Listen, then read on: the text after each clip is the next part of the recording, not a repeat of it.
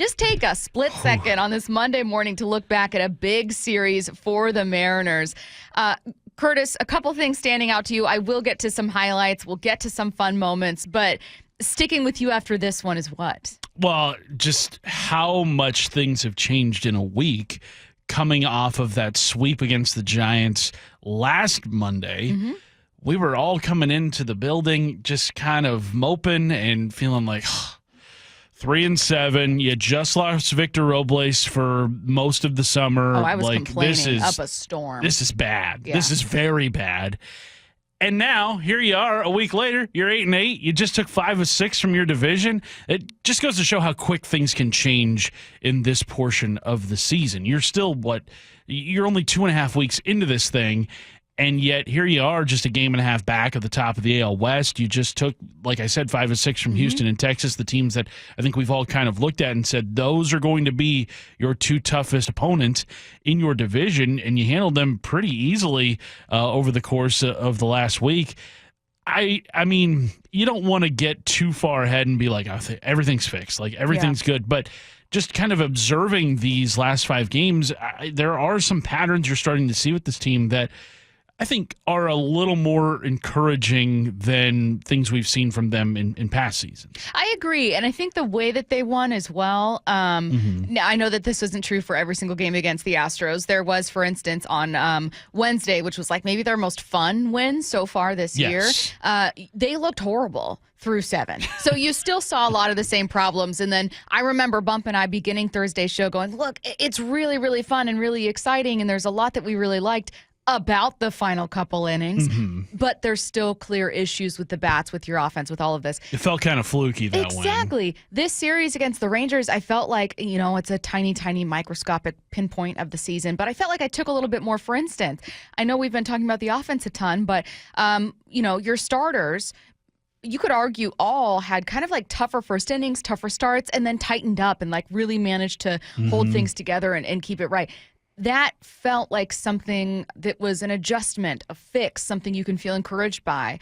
Likewise, your offense was a bit more scattered throughout and a bit more as consistently productive as you can get in baseball with regular base runners, as opposed to everything comes in the 9th. Yeah, where you would see the majority of runs scored in just one inning. And yes, it is good to see crooked numbers on the scoreboard, but you would like to, I think, more see sustained offense throughout a game where you're seeing, 5 or 6 different innings where you're putting up runs all throughout your lineup and constantly keeping the pressure on the opponent. That's what we saw on Saturday night when they put up the 9 spot on Texas. Yes, they did get 4 runs in, the 7th inning, capped off by the Tellez double, near triple.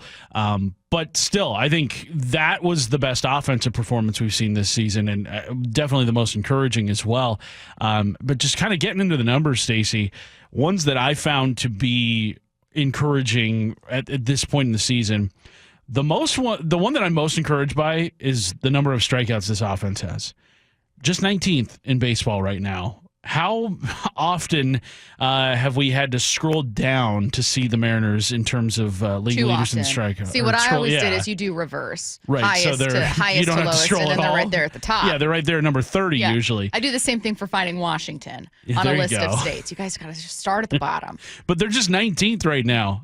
They have 27 fewer strikeouts than the Boston Red Sox, who have the most in baseball. That's a full game's worth of outs. Can I pause you here in your takeaways? Because I do want to just take a second to talk about this. Do you think this is a change in approach? They faced some really good pitchers. I mean, Eovaldi is an ace for Texas. I know it wasn't his best game. They faced Tarek Skubal. They've faced good pitchers so far this year. I wonder if this is maybe some Kevin Seitzer magic that's working a little bit in terms of philosophy. I appreciate not seeing the crooked or the double-digit strikeout numbers. I believe they've only struck out more than double digits or into the double digits 3 times this season. That is progress. It is, because, God, there were so many stretches last year. Is he 14, 15, Yeah, you'd 16. be like, which 15 strikeout game was that? When you're saying that about your season, it's bad. But they're 19th in strikeouts. They have the 5th most walks in all of baseball right now, 2nd in stolen bases, and 6th in home runs. Now, the runs themselves haven't necessarily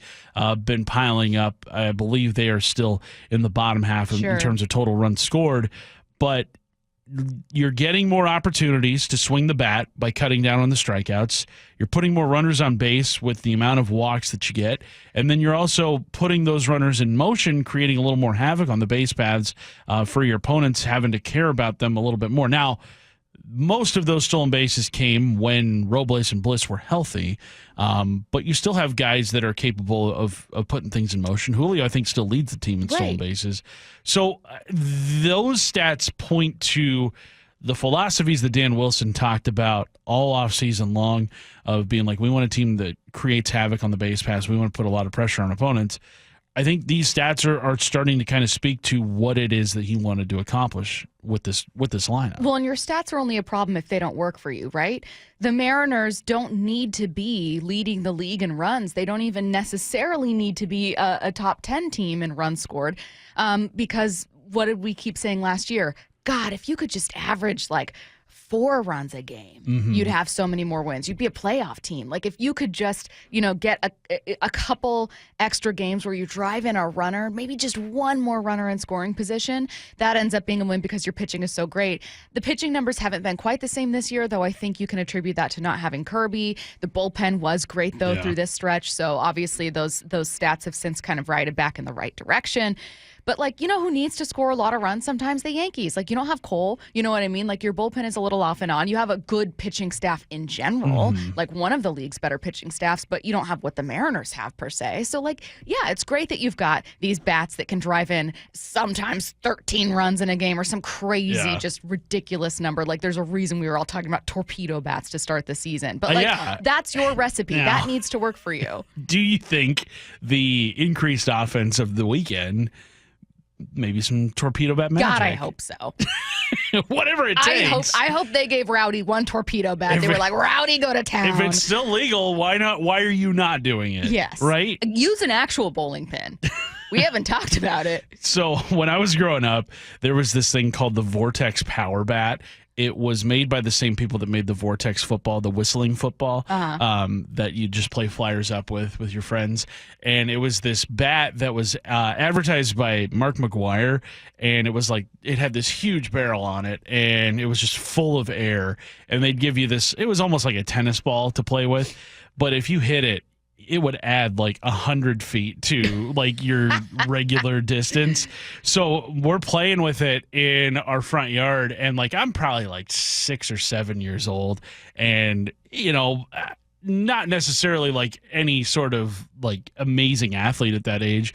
But I remember getting thrown the ball with this Vortex Power Bat and just launching it over my neighbor's house. You were which was probably I am Barry Bonds. Yeah, the house was probably 300 feet from our doorstep. So, I mean, that's a pretty nice fly ball in Major League Baseball. I was 6 or 7 years old, just wow, okay, so I'm going pro, I guess. That's...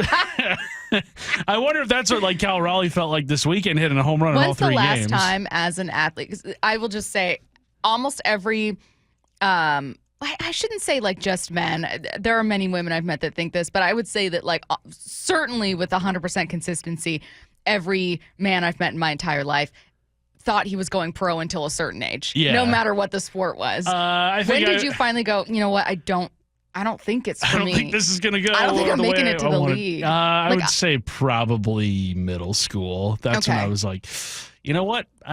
I don't have what that guy has. Yeah. And some people take a lot longer. Yeah. You know what I mean? Oh, so that's good. There are some people that we have worked with into their 30s. In the past. Yeah. That are on the other side of mid-30s that still think they can get out there and... It's never too late. Yeah. I'm not talking about Bump, I'm by people. the way. Well, no, because Bump did go pro. Bump did go pro. Someone texted in and said we should give some Palanco love as well. Everyone, including me, had lots of doubts about his return, says the 425.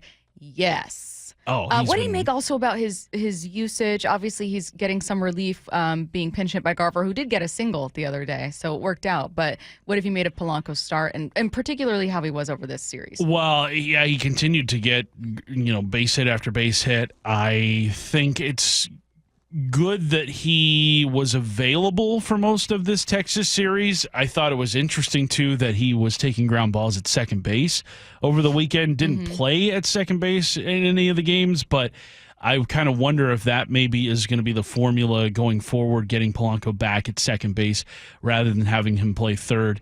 He did not really assimilate himself to playing third base, and I just think him dealing with the injuries that he has had over the last couple of years, you're just asking more of him by going over to third, and I don't know if that's the right move. Yeah. Ask what you've made of their defensive adjustments with okay, Master Boney's going to be there, and then we're going to move Dylan around. How do you feel about what they've been, the shuffling they've been doing at the infield? I think right now, Master Boney has played pretty stand-up defense. I think he has played well enough to not worry about him. Now, they did bring up Ben Williamson yesterday, who I assume is going to get some playing time here soon, especially in this upcoming series against the Reds. I believe they have a lefty going on the mound on Tuesday. You know how we feel about left-handers. Just disgusting people. Wow. I disagree. I strongly disagree, as I'm holding my pen in my left hand right now. They're freaks. We're very kind people. I think Ben Williamson, his glove, you don't have to worry about that. I think that's been made very well known just how great of a fielder he's been throughout his minor league career. The bat, you kind of wonder, is this something that is even going to factor in the 2025 season, or is this just kind of a defensive first move? But right now, I think Mastrobuoni might be the guy that gets the most playing time at third base as we kind of wait for Palanco to get back to health. Dylan Moore, I think, is going to be your second baseman until Palanco comes back. Yeah. Then after that, maybe Dylan Moore moves over to third base. He's your third baseman with Palanco at second.